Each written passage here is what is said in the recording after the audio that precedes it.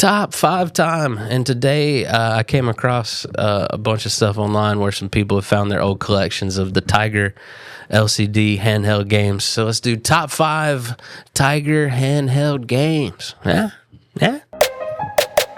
Tiger Electronics started in the late 70s making phonographs, but quickly shifted to the handheld video game market. They did do some educational games too. Like, y'all remember the talking learning computer?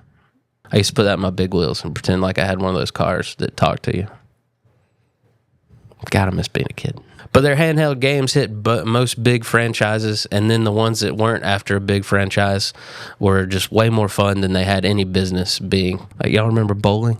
I used to love playing Tiger bowling. Each handheld had a fixed picture, and then little objects and characters would light up on the screen, allowing for gameplay. And they had a nice mix of original games and then established games that they fit their console, like Street Fighter or Mortal Kombat or Paperboy. A couple honorable mentions before we get into the countdown. First up, we got Double Dragon. I love this game. I love the cartoon. You got to play, punch and kick your way through, but it was pretty basic. You just did the same thing over and over again. Not a lot of variety in this game for sure, but it still hits that nostalgia button. And also, honorable mention is Batman, and Batman Returns was pretty dope too. You got to throw batarangs at villains and dodge whatever they were throwing at you.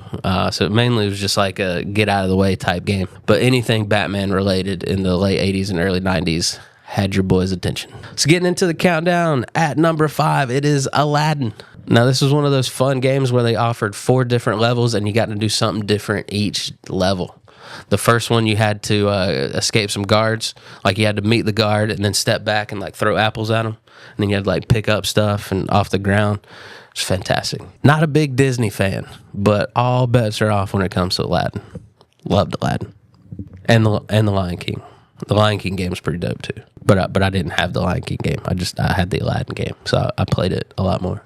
And of course, you got your sidekick Abu hanging with you the whole time, so that automatically makes it better. At number 4, it is Sonic the Hedgehog 2. They kept it simple. They had the direction button and then a big action button. But then you had all the classic Sonic things like the loop-de-loops, the power-ups. But this time, when you get hit, you didn't lose all your rings. You just took a hit point, and you had 6 hit points. And if you got through those, you lost 1 of 3 lives. So a lot more maneuvering. Like, you didn't want to get hit. Like, sometimes you had some rings, and you're just like, I'm just going to run into this guy and then pick my rings back up. But couldn't do that in this handheld version.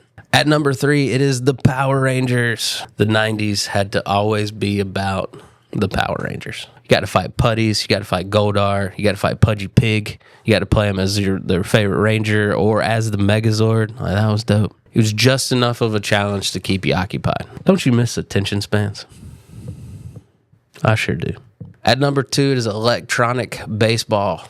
Eat, sleep, baseball, repeat. I was a baseball fiend growing up, so now you tell me I get to play it in the car on a road trip. But the tiny little electronic version had me hooked. And it broke up the sometimes monotonous gameplay of the fighting games. You actually played a baseball game. Like, that was a nice break in the action. And in number 1, my favorite Tiger Electronic game of all time, I played this thing until the buttons almost fell out. It was Karate King. No big names, no franchises, just hand-to-hand karate combat. I'm not even that big a fan of karate movies and that culture and stuff. I couldn't care less about the UFC. But this game had me in a trance. You punch, you kick, you jump.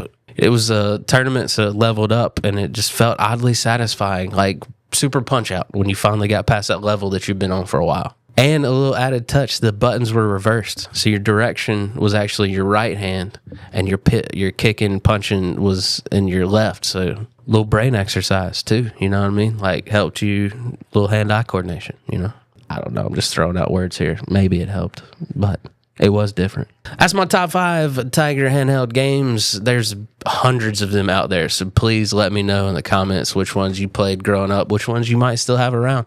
They got a pretty good market on eBay for those things, so if you got some in good condition, you might cash out, especially that Aladdin game. I see it is a big collector's item.